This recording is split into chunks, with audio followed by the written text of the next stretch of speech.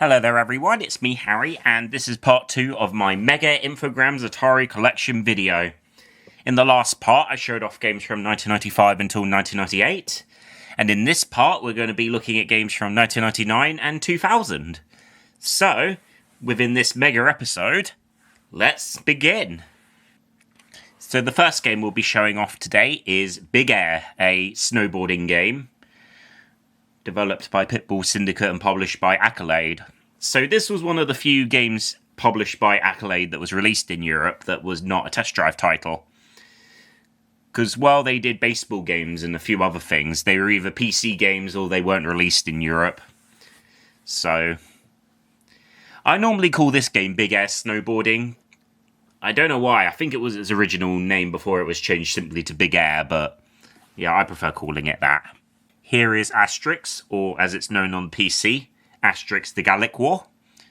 So this is a very strange title. It makes you think, in some way, that it's going to be another licensed platforming game. But it's actually not really a platformer. It's more or less a real-time strategy game, with some platforming elements in it. It's from a company called Sorcery Development. And as usual, it's an Infogrames published game. So by then, Infogrames started publishing more games on the PS1. Because prior to that, they didn't really release many titles. But now, since they were growing bigger and bigger, they were able to release a few more. And unlike the Lucky Luke game, which did have a North American release, this game did not. It was only released in Europe. Well, this game isn't exactly something Infogrames was involved with, but, well, they did distribute it in the UK, this release after all, so I might as well include it, but it's the original A Bug's Life PC game, published by Disney Interactive and developed by Traveller's Tales. So it was originally released in 1998, alongside its PS1 counterpart that was published by Sony, and this specific release is from 2000 or 2001, despite the fact the sticker says it's a new release, but well, as I said, Infogrames didn't publish it, but I might as well include it because if I'm including other Infogrames distributed releases, not published, I might as well include this one. Here is a classic, and one of the very games that started my interest in Infogrames and Atari, the original Roller Coaster Tycoon, originally developed by Chris Sawyer and published by Hasbro Interactive under the Microprose banner. This release is a 2002 re-release by Infogrames under the Best of Infogrames banner. Bugs Bunny Lost in Time, the Looney Tunes debut on the PS1. Developed by Behaviour Interactive and, as usual, published by Infogrames because they were the ones who held the Looney Tunes license. So yeah, Bugs Bunny is transported back in time. And yeah, he battles against some of his foes, and it's just a typical platformer game that you'd expect. It runs on a similar engine to Jersey Devil, a game that the same developer did a few years prior, and the game engine was later reused for The Grinch, which was published by Konami.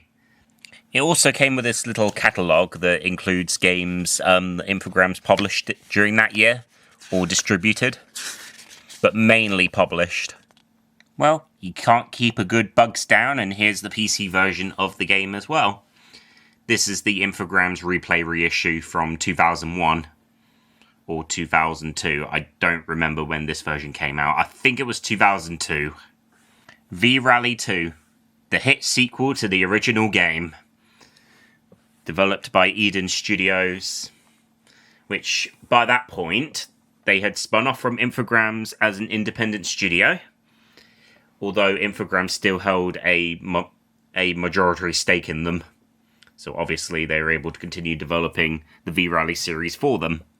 So this is called Championship Edition, like with the original V-Rally, because when it was later re-released for a certain other platform that I'll show later on in this video, well, you'll get to see why. Here is Tonka Construction 2, the sequel to the original Tonka Construction on the PC. This time it's developed by Imagine Engine and published by Hasbro Interactive. It's pretty much a similar game to the original. There's not really much to say here. It just calls it like an all-new edition and blah, blah, blah. And then uniquely, the disc jewel case isn't even a jewel case at all. It's actually made out of cardboard. It's more or less like a cardboard sleeve, but with plastic on the right of it. Quite unique, actually, for a game. I'm guessing it was probably done this way to avoid children breaking the jewel case or something, but I don't know. The Thomas video games had standard jewel cases, so I don't know. Maybe Hasbro was just trying something out for a change or something along those lines. Demolition Racer, another game from Pitbull Syndicate, and the first one that they published through Infogrames North America, the rebranding of Accolade after Infogrames bought them out. So this is like a destruction derby kind of game, where you're driving in different vehicles and you're crashing into each one and trying to destroy them. The interesting thing to note about this is that while it was under Infogrames North America, it wasn't like exactly an original title in some way, because I'll show you later on why. Here's another big box game I've had to hold up because it falls down on the thing, and it's Monopoly New Edition, or Monopoly 2, from Artex Studios and Hasbro Interactive.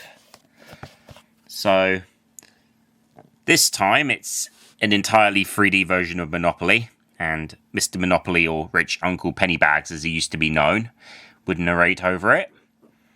It's what you'd expect. It is Monopoly in 3D after all. So, yeah. Would you go bankrupt, or would you end up buying everything? That's the question. And here's the jewel case. And if you can notice here that the disc has a pretty green tint on it, so does the back, and so does the back of the jewel case. It does make mention that you can create your own boards and choose different cities, so that makes it pretty unique. Here's another game based on a Belgian comic, and it's the Smurfs. The little blue heroes had plenty of video games anyway, because it's no surprise. And it was promoted as being my first video game for the PlayStation. Yeah, so it had two different modes. There was like a standard platforming game made for older children, and then just a simple, like, exploring game for young children. We took care of a baby Smurf, and it was developed by Halio Game Production. I think it had a PC version as well, but I'm not too sure. A very blue disc too. And now we're on to a long lineup of PS1 and PC games that were a part of Hasbro's Arcade Reimagining series, or whatever it was called. So here's the PS1 port of Centipede. So it came out a year after the PC version did in the US and Europe. It's very similar to the PC version, but it's a bit more like weaker in its graphics and sometimes a little bit more simpler. And my copy doesn't have a front insert, so even to this day, the manual still technically counts as such. Missile Command 3D, or just Missile Command. Yep, another 3D remake of a classic Atari arcade game, developed by Maya Glass Interactive. And yeah, the left spine is a bit sun-faded, but aside from that, the rest of the box is pretty darn good. Not the best of the Atari arcade remakes, but it fulfills its purpose. And here is the jewel case, with a very silver cover. And there's no manual on the back, because the manual is actually inside the box because of it being a multi-language manual, with it also being in Norwegian and Swedish. And here it is, in case you wanted to know where it was. Here is the PS1 port. What I find really odd is that the front inserts are nice and bright, but the manuals, on the other hand, look much darker. I don't know why Hasbro did this, but, well, yeah, they did. It's got the very similar covers as the PS1 version of Centipede, so yeah. The same kind of theme will match with all the other titles that I'm showing off in this lineup. Pong, or as it's known in the States, Pong the Next Level. Technically a sequel to the original game, and this was developed by Supersonic Software. So it's got many different types of Pong variants. Pretty unique, actually. I got this copy brand new on eBay back in the beginning of 2017. So yeah, I have actually kept it how it is in good nick, so yeah. But anyways, here's the jewel case and its disc. A nice bright pink disc this time.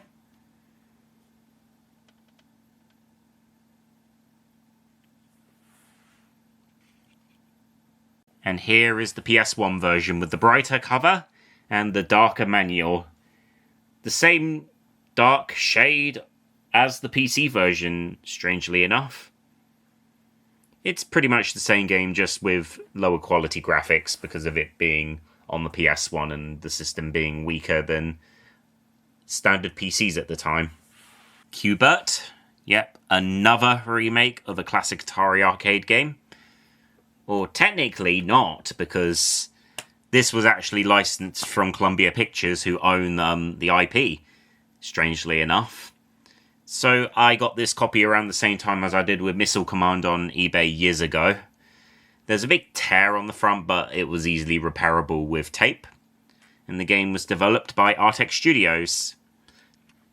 And here's the jewel case.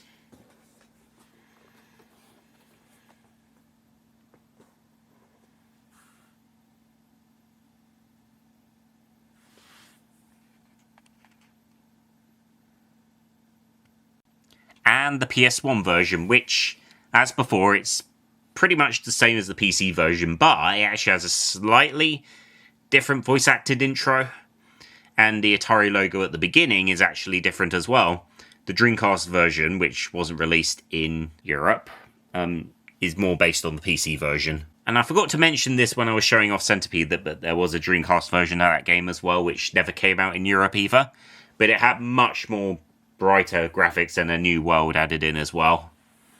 And there's also this little Atari insert as well, which advertises the 6 games that were under the banner.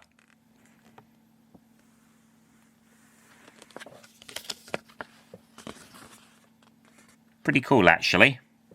The next Tetris from Blue Planet Software. Just a variant of Tetris and regular Tetris. And why it was under the Atari banner, I have no idea. But probably because it was like an arcade type of game, Hasbro decided to just release it as such. Here's the jewel case, by the way. It was actually one of the only of the Atari Hasbro titles that I didn't have in box for quite a long time. It was very hard for me to try and find it, actually. It didn't take me until around 2022 to actually find it in the end. And here's the PS1 version. Not much else to say, but it is, you know, a PS1 port of the PC game. There was a Dreamcast version as well, but it was published by Crave Entertainment, and as such, even if I did own it, I wouldn't have included it in this video. And then last but not least for this selection of titles is Glover. So this was originally a Nintendo 64 game, which I did used to own, but I don't have it anymore because I sold my Nintendo 64 a couple of years ago. But I still have the PS1 version.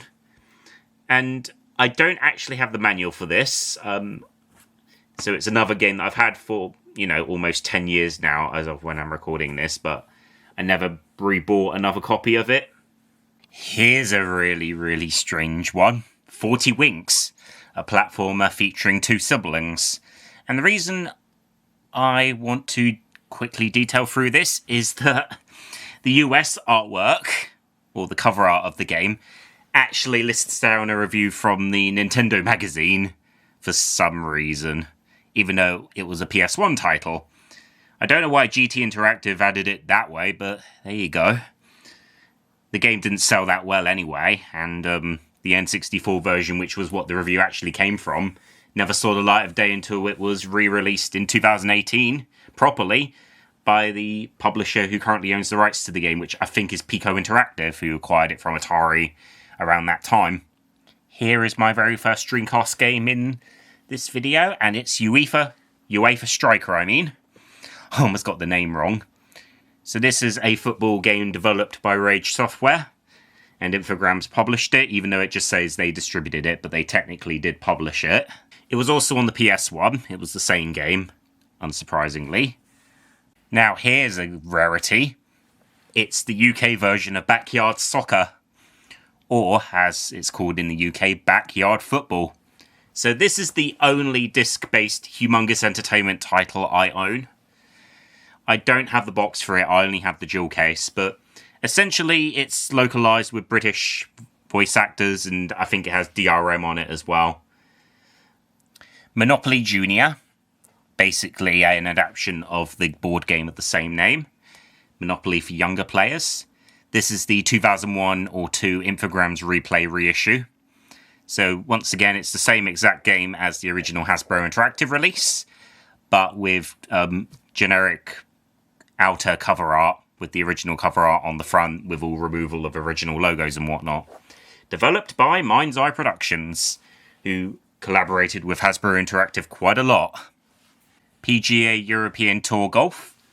What was meant to be an entry in the Actua Sports franchise, but then after Infogrames bought out Gremlin Interactive, it just became its own standalone game.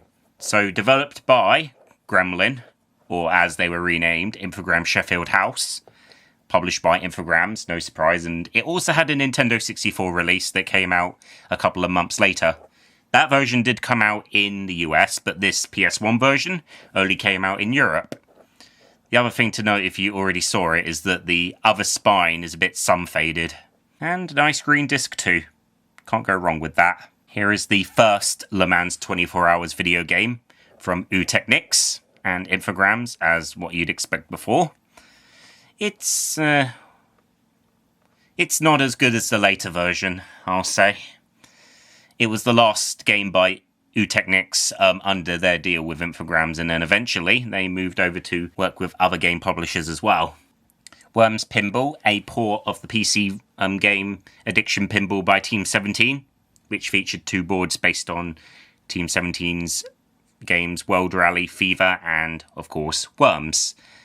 This European exclusive game was renamed Worms Pinball to, well, cash in on the popularity of the Worms franchise, despite the fact it still contains both tables. There was a Dreamcast port of the game planned, but it never saw the light of day, and I do believe this game was meant to be released in North America as well, but it ended up being a European exclusive. Worms Armageddon, the 3rd game in the Worms series, originally released on the PC and then was ported over to consoles, of which Hasbro Interactive published this Dreamcast version, as well as the PS1 version, both being very similar to one another, but with the Dreamcast version having the better graphics. As what fans know already, it's pretty much the most popular entry in the series, and it still gets updates for the PC, even today, by Team 17. And another sweet game is the arena-based first-person shooter that changed the world. Originally a spin-off of the original Unreal, but then branched off into being its own thing, Unreal Tournament, by Epic Games and Digital Extremes, and this copy is the early 2001 or late 2000 Infogrames best-of release. Stuart Little Big City Adventures, a mini-game compilation and activity centre based on the Stuart Little movie by Columbia Pictures and Sony. And this game was developed by Media Station, similar to some other like Tonka games and whatnot, and published by Hasbro Interactive, and this copy right here is the 2001 re-release by Infogrames under their Replay banner, similar to other titles that we've already shown off in the previous part and this one. Nerf Arena Blast, or as it's called in Europe, Nerf Arena, a first-person shooter game based on Unreal Tournament, running on the Unreal Engine, but essentially like a kid-friendly take on it. Very similar, containing different modes similar to that of the original game. And it's one of the few cases where it's an Atari-branded title from Hasbro Interactive, but it doesn't have anything to do with Atari arcade games or anything like that. The other one that was supposed to be released under the banner that had similar kind of things was Stunt GP by Team 17, but that went for another publisher in the end. That was mainly because, while Hasbro Interactive was happy to publish it in Europe and Infogrames originally were planning to, by the time the Hasbro Interactive buyout did come by, well, it never happened. But yeah, Nerf Arena, boxed versions of the game aren't that easy to find, especially in Europe. The game was not a top seller. and so finding a box copy in the wild these days can be quite difficult. I managed to get mine on Amazon years ago, around early 2017, similar to the other boxed games I have. But still, a fun game regardless. Premier Manager 2000, the last in the original Premier Manager series, originally developed by Gremlin. And this was the only one published under Infogrames and developed under their name. So there was a later re-release of this game from Zoo Digital Publishing, who acquired Gremlin's assets in 2003. Which is kind of strange, really, because it says Premier Manager 2000, but it was an old game and they just decided to re-release it as a budget title regardless. No idea why, but there you go. 4x4 World Trophy, i.e. Test Drive Off-Road 3. So this is another game that was inherited from Accolade. It was developed under them, the same studio who did Test Drive 4x4. And oddly enough, it was renamed under this name in Europe because there was some conflicts over the Test Drive license between both the US and the UK divisions of Infogrames. So while, yeah, Infogrames did get it in Europe, well, they had to rename it regardless. So it would have no ties into the Test Drive franchise. And this release here is a 2003 reissue. I've not been able to find the original release of this game anywhere in English. I don't know why it's so hard to find. Even back then, it was really difficult to find a normal release. So this Best of Infogrames release is the best I've got. No pun intended. V-Rally 2 Expert Edition. A Dreamcast port of the original V-Rally 2 Championship Edition. With some extra features to comply with the Dreamcast's more powerful nature than the PS1. And then this is also the same version that was also released on the PC. So in North America, the game was renamed as Test Drive V-Rally, whilst the PS1 version, which was also licensed to Electronic Arts like the original, was called Need for Speed V-Rally 2. Interesting having two competing names for the same game, wouldn't you say? Slave Zero, a futuristic shooter game that was really fun on the PC, another game inherited from Accolade, turned into a lousy Dreamcast port that obviously felt like that the only reason this even existed was to try and cash in on the Dreamcast's launch, even though this came out many months later after it launched. So even if it was like Extra Time or something that caused the delay or something in Europe, it was still not a fun game regardless. So yeah, unless you really want to collect this game or not, it's not really worth it. Just play the PC version. Test Drive 6, the sixth game in the series. And this is where the whole conflicts go towards, because, yeah, the game's called Test Drive 6 over here, but it's not published by Infogrames, but rather Cryo Interactive, one of Infogrames' main rivals at the time. A French publisher that I don't really think fondly of if you've seen in my really early videos. So, yeah, that's what happened. Infogrames North America sold the publishing rights to them. There was no Dreamcast port released in Europe because Cryo didn't release games for the system, but the PS1 and the PC versions did. And yeah, they're what you'd expect for this franchise. They haven't aged very well, but they tried their best at least. Maybe. Wacky Racers. Out of all the IPs you could think up that came to the Dreamcast, Infogrames decided to choose this one to release on it. From Infogrames Sheffield House, and was one of the first games to use cell shading, because it predates Jet Set Radio. But yeah, who knew that such an interesting Hanna-Barbera show could make such a fun racing game, to the point it later had a PS2 port, which I'll show off in the next part. Ronaldo v Football. So this was when Infogrames was trying to expand the V franchise out of rally racing, and so comes this licensed endorsed title featuring the Brazilian Ronaldo, not the other one that is more popular these days. So this is a game that was developed by Power and Magic Development, like with a game that I showed off a little while ago in this series, and of course Infogrames published it. So yeah, they did try to expand on it, but there was only one other game in the V franchise that they would later try and do. Now here is a cult classic on the PS1. Hogs of War, featuring none other than Rick Mile doing all the voices, and a couple of other voice talents as well, but mostly him. Developed by Infogrames Sheffield House, and that's all I really need to say. Aside from a PC version also existing, this version is from late 2000. It comes in a standard DVD keep case instead of a small box like with the previous release. But the PC version isn't as good. But still, Worms 3D before there was a Worms 3D. Battleship 2 from Meyer Glass Interactive and Hasbro Interactive. So yep, the Missile Command development team remake decide to go along and do another Battleship game. And it's in 3D! Yay! Maybe a yay. This was the very first Hasbro Interactive published game I had ever played, and it doesn't really come across as a surprise to me at all, because it was a Thomas and Friends game, and it's Thomas and Friends: The Great Festival Adventure, developed by Mind's Eye Productions, originally published by Hasbro Interactive, as I said. This is the 2002 Infogrames Replay re-release, and they did actually change the disc a little bit. They added the Ghislaine logo and Infogrames logo, and they changed the copyright to 2002, so that's where I'm getting the date from. The game was originally released in 1999. This game brings back so many memories. Trying to play it on a modern computer, the game just is really, really, really slow. To the point it's almost unplayable. Maybe there's a fix-up or something for modern computers, but right now, it's way too slow.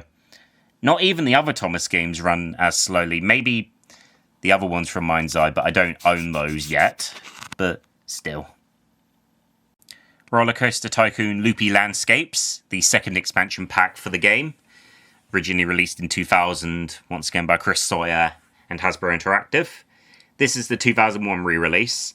They didn't re-release added attractions because they already included all those features in Loopy Landscapes, so there wasn't need to re-release the other one. Here is Breakout, yet another Atari arcade game remake, once again from Supersonic Software. So after they finished the Pong remake, they went on to do this one. And it pretty much feels like it was made like that to begin with. And here's the jewel case, and I've got something funny to tell you about this version. Like, for whatever reason, the manual is in Italian, even though the front cover's still in English, of the manual, but the back and the box and everything else are all in English as well, so it must have been like some sort of like printing error or something, because when I got Breakout, it was new in box. Although the box was a little bit battered, but it was still shrink-wrapped and everything. Like it had come from like Hasbro Interactive. And then here is the PS1 version, which is pretty much the same game, but it runs at a much lower frame rate. And for whatever reason, the disc only has Hasbro Interactive's logo on it. It doesn't have Atari's. So yeah.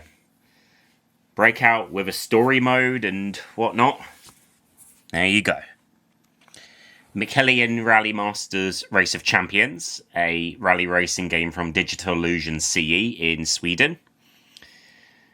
This was before they went on to do the Battlefield franchise and before they got bought out by EA. So, the only noteworthy thing I'll say about this is that it was originally meant to be called Test Drive Rally and was supposed to have a Nintendo 64 release, but that version never came out, and then the game was just released as Michelin Rally Masters and had that license. Frogger 2 Swampy's Revenge, the sequel to Hasbro Interactive's Frogger remake, although it doesn't really share much in common with it.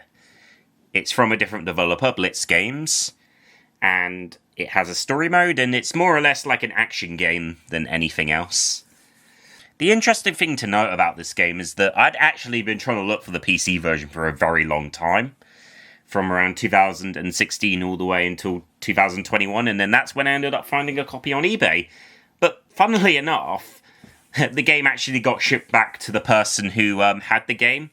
I think they forgot to write an address or something on it, and so, Yeah, they wrote my address, they delivered it to me, and then for whatever reason, since they wrote the address quite late with pen, I can still see it on the box, even now.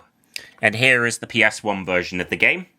It's pretty much the same, but it runs a bit slower because of the PS1 being weaker than the PC and has loading screens.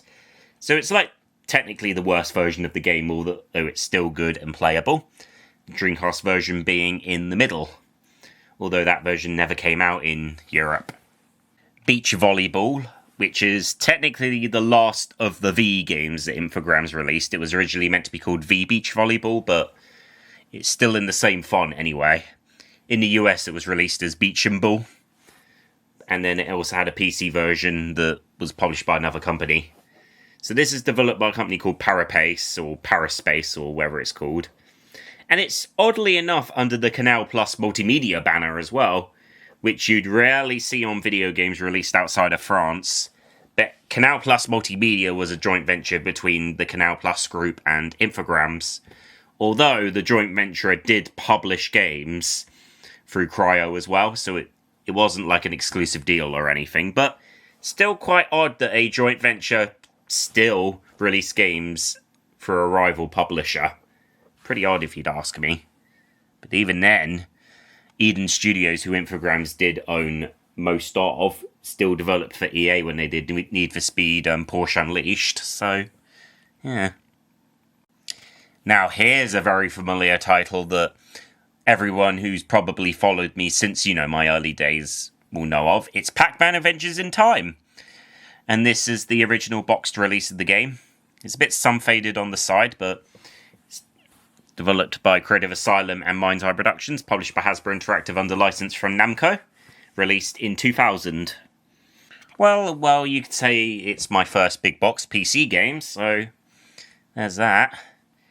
And the fact that when I got the game, because I originally bidded one on eBay, but I was unable to win it, but I did order, I ordered that copy instead, and when I opened it, the box was full of packing peanuts.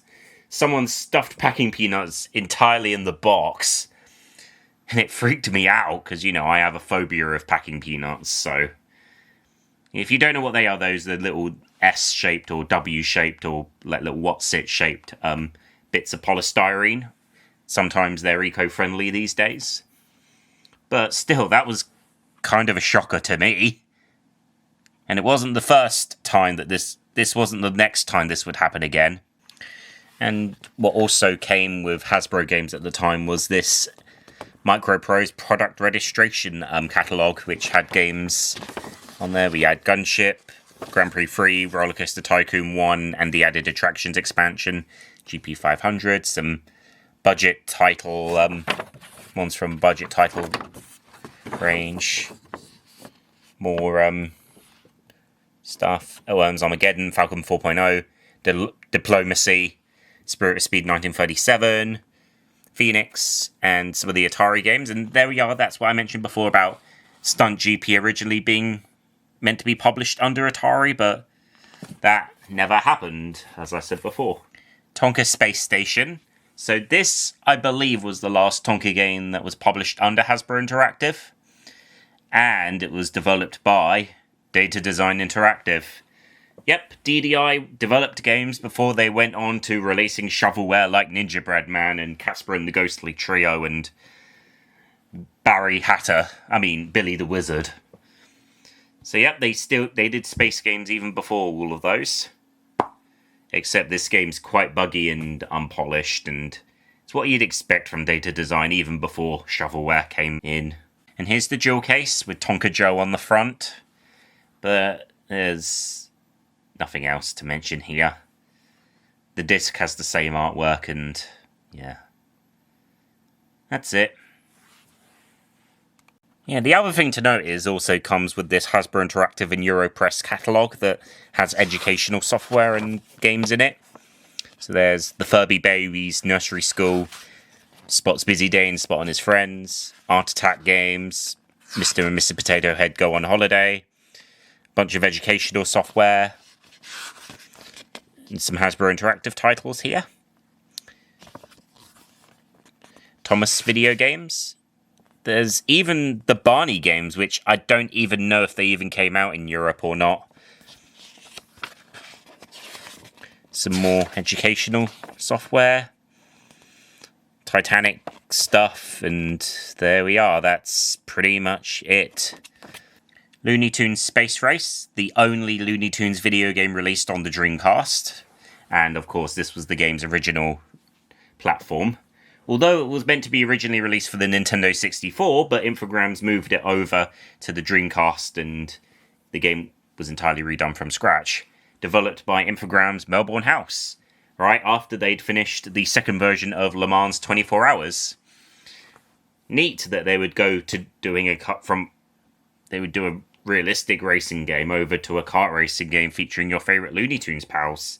And going back to being even more loony, we have Bugs Bunny and Taz Time Busters, the sequel to Bugs Bunny Lost in Time. Developed by Artificial Mind and Movement, which was the renaming of Behaviour Interactive, but they later reverted to that in 2010. So this was also released on the PS1 and the PC. And the interesting thing to note is that the spine actually lists down the entire name. Time Busters is on the right spine, but the left spine says Bugs Bunny and Taz. So I'm guessing they did that to try and fit in the name, or something along those lines. But of course, the lack of space would have prevented it from being like that. Well, this long video is finally coming to a close, and we're going to be ending it off with the last PC game released by Hasbro Interactive, at least as far as I'm aware, B-17 Flying Fortress and Mighty Eighth. Developed by Wayward Design and published, well, I don't need to say, it's Hasbro. And this is also the last game that they released under the Microprose banner, but it would be later be used for a small number of Infogrames titles before the brand was retired. And now the Microprose brand is owned by someone else who publishes games through it, and recently ended up reacquiring quite a lot of the old Microprose titles. I think B-17 Flying Fortress was one of them, and most recently they reacquired the Grand Prix series, but they've had to change the name of it due to copyright reasons, because the Formula 1 license is currently being held by Electronic Arts. Here's the jewel case and its disc, and of course there's no manual, because since it's a flight simulation, it's something that would probably need something quite deep. And as such, let me empty out everything that's in the box. Here's the manual. 148 pages long. Almost as much as an RPG, because this is not any old flight simulator, it's a realistic one. There's the reference card,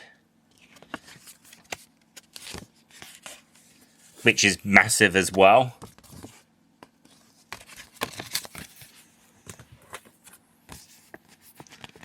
And a ad for some sort of joystick. And that. And it doesn't stop here. I also have this 2001 reissue of the game under the Infogrames banner. So this version of the game is pretty much the same, but it lacks the DRM that's on the original release, so you can play this without needing the disc, and you can play it on modern versions of Windows. And that is the end of the 1999 to 2000 lineup from my massive Infogrames Atari collection. So, in the next part, which will hopefully be shorter than this, but it might be just as long. It's very unpredictable, but I'll be showing off the games from 2001 all the way until 2002. And then I think for the next few episodes, I'll be doing games within a single year, because I do have quite a few of them that way. So anyways, thanks for watching. Hope you enjoyed this video, and I'll see you next time. Bye for now.